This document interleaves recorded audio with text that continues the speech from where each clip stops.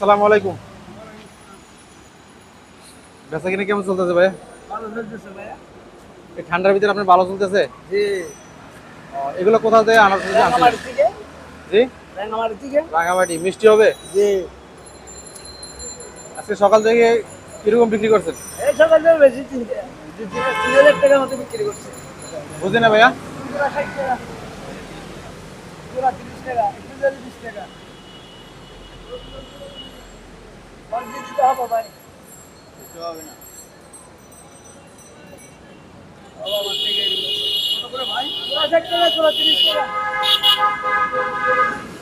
দর্শক সকাল থেকে নাকি 300-400 টাকা বিক্রি করছে আনারস। এগুলোর রাঙামাটির আনারস, পাহাড়ের আনারস মিষ্টি হবে নাকি ভাই বললে।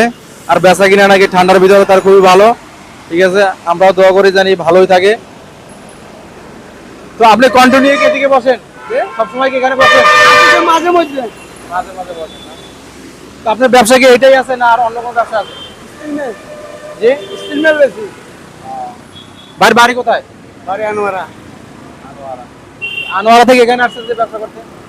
এখানে বই আর বইতো না আগে ছোটবেলা থেকে। ছোটবেলা থেকে এখানে থাকেন না? জি। তো বেচা কিনে ভালোই চলছে আল্লাহর রহমতে না? জি। ঠিক আছে, ধন্যবাদ।